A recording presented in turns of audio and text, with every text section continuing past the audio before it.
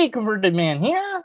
Okay, so Paulogia has made this really cool, good video on how Christianity probably began, the resurrection required, where he outlines one possible way that Christianity could have begun and started, and the link to that is eventually somewhere in the video hangout description here.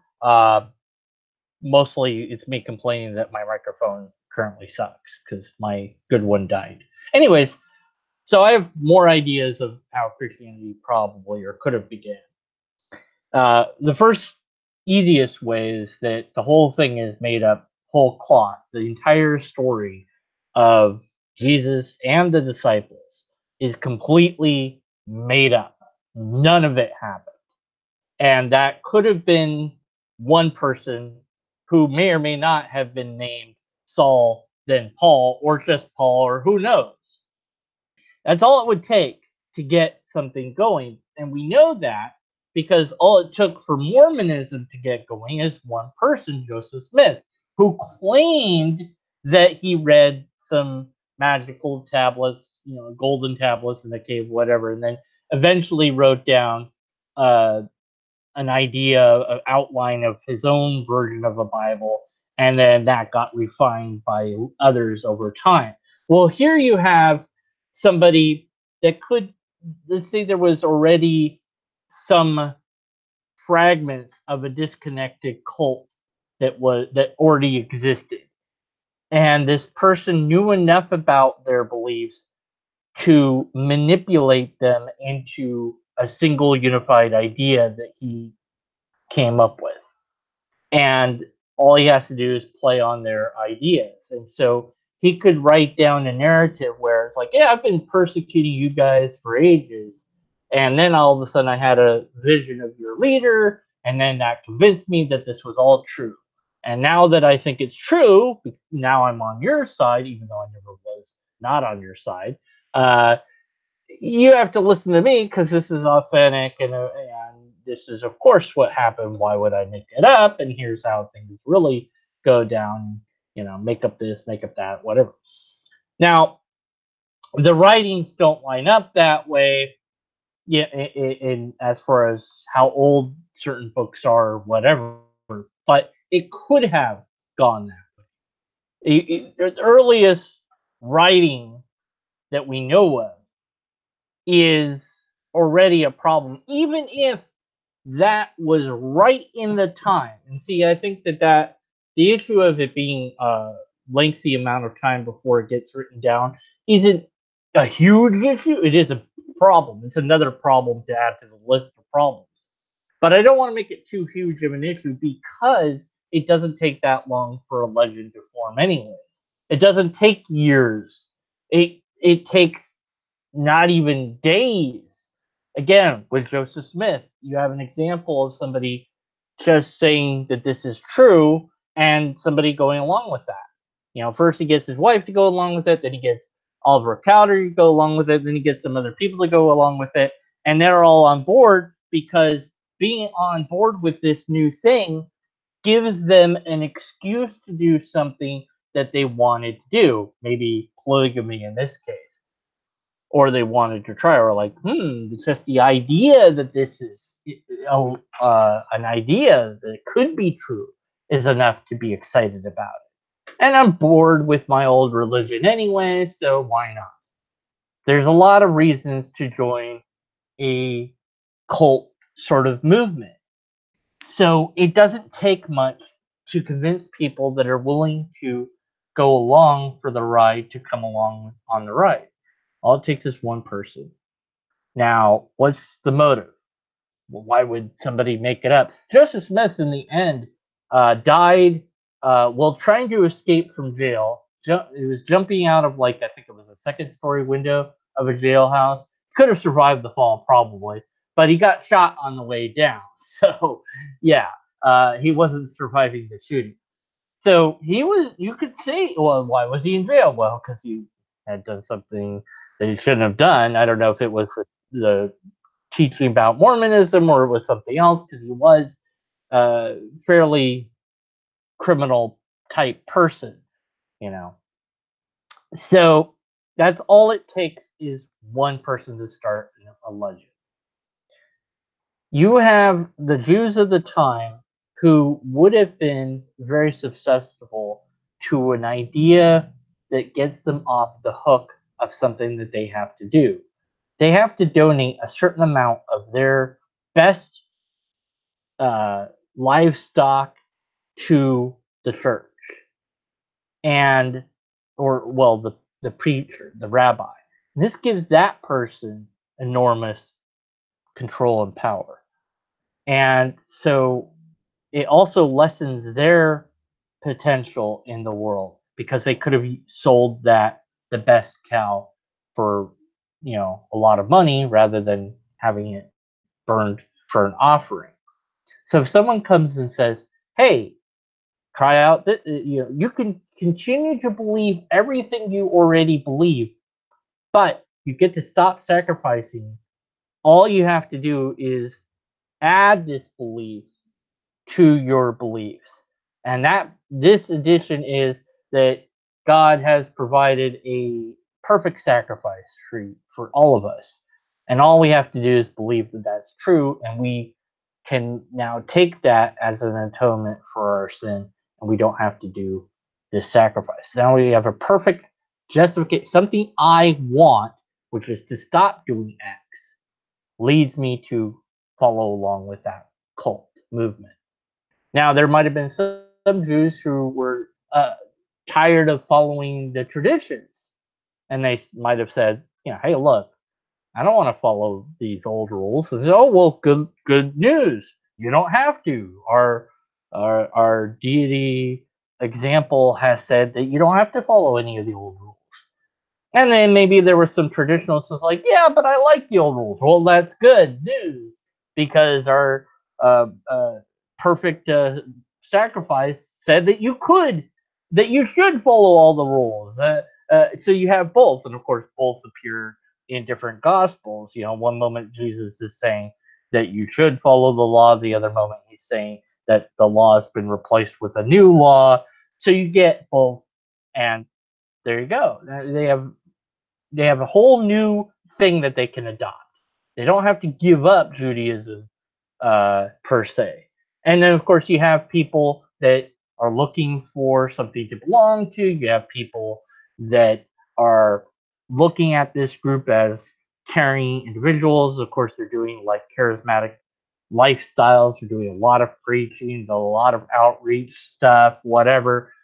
And you say, well, but it's illegal. Well, but is it really, or is it because it's illegal, it's more tempting now? But then once the government says, oh, this is our religion, then it skyrockets off. But of course, some apologists would have you think that the numbers were huge before then, but the numbers can be big and it can still be in secret. There's actually a group in Japan known as the Hidden Christians. They're dying out now because they're really all the members are super old. But for a long time in Japan, there was illegal to be Christian. So the Christian missionaries that had gotten in and witnessed to whoever and convinced whoever, those Christians, instead of giving up the belief, went into hiding as far as their belief goes. And so what you had developed as a result is kind of a mix between uh, the beliefs that some Japanese have and Christianity. So you have like a mixing of Buddha and Jesus and like pictures of Mary, but she's like different or somewhat something like that, or a mix of ancestor worship in there as well. And so they have to not tell anybody. And then finally, when it becomes legal, they're so used to being hidden that they don't come out until like the documentary comes along. Like, hey, what about these people? Oh yeah, we exist. So it's very possible for a cult or religion to flourish under uh, illegality and to grow in number despite of that, without any mystical element involved. And as I can't say his name, Paulogia, sorry, said mundane explanation always beats the mystical one, always, because it's we don't have even one example of something that we could point to and say that's mystical. There's no way, shape, and form that that could be anything but mystical. Because if we could point at it, it wouldn't be mystical anymore.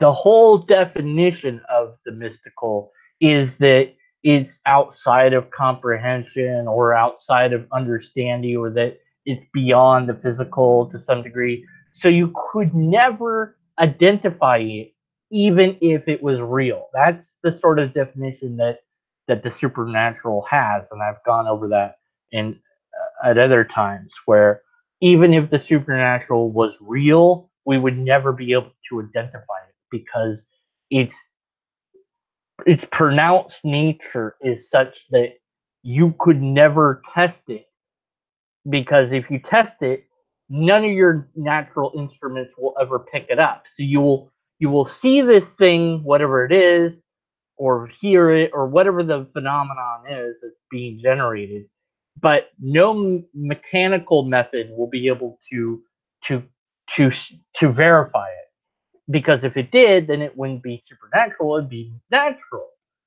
And you say, well, then there's no natural explanation. That's what makes it supernatural. But you could never know that there was no natural explanation for it.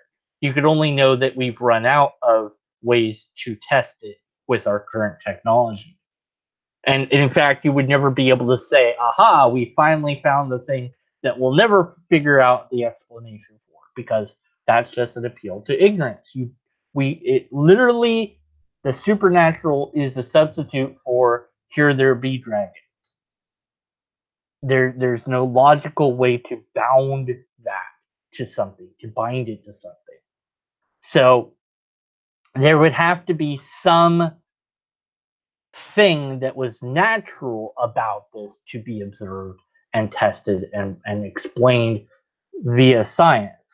That wouldn't make it, you wouldn't make it less profound, perhaps, but it would not be supernatural. Let's say that the guy Jesus existed, and that he just had a very high recovery rate in his DNA, and he, for whatever reason, had a 1 in a million chance right coupling of DNA that basically makes him close to Wolverine as it's possible to really be in the real world.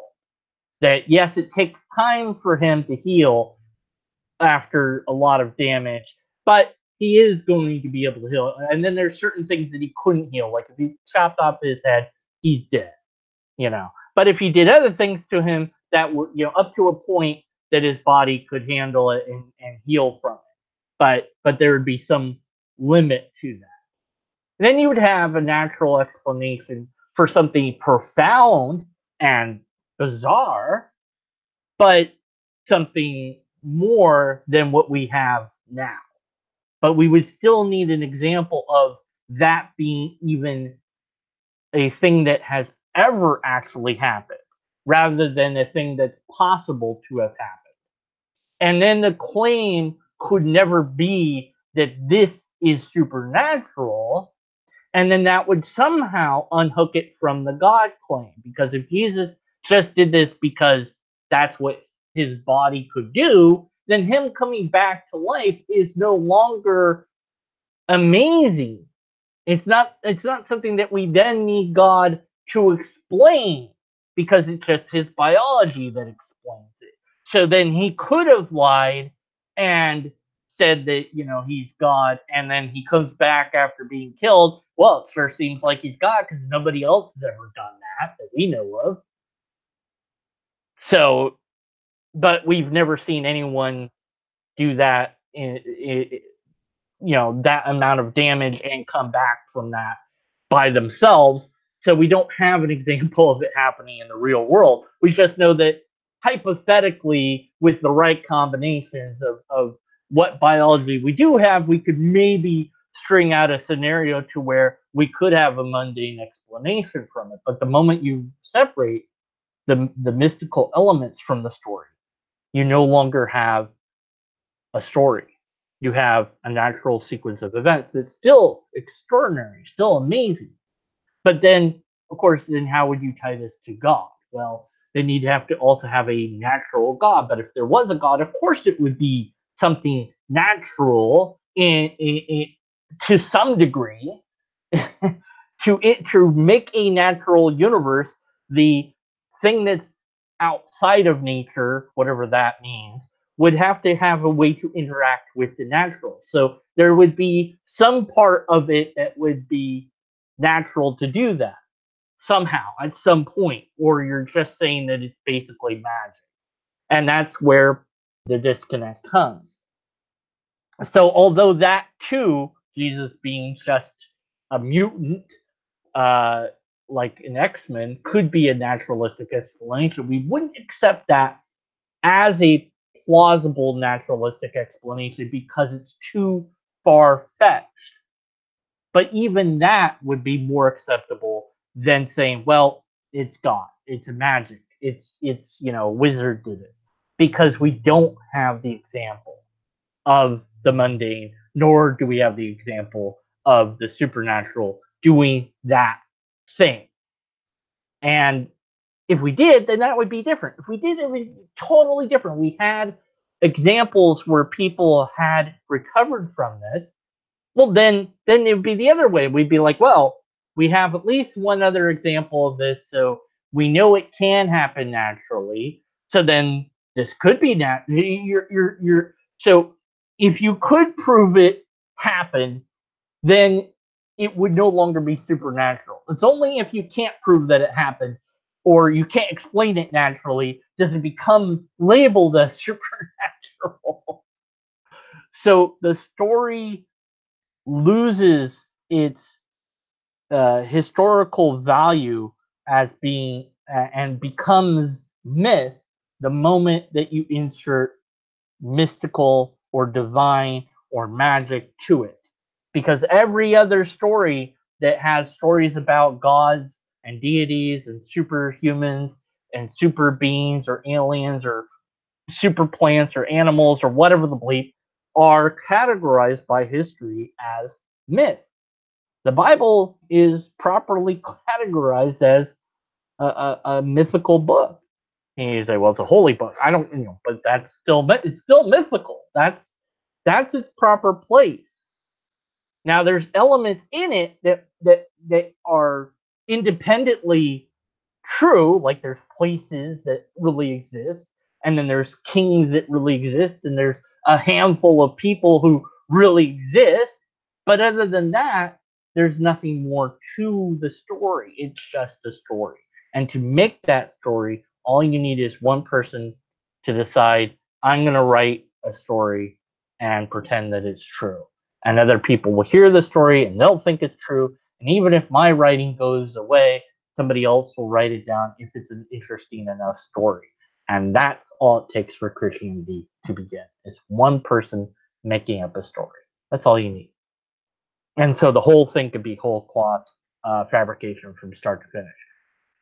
Not saying that that is the way, but it's another possible way that it could have happened. All right, so that's kind of, I guess, my addition to Paulogia's,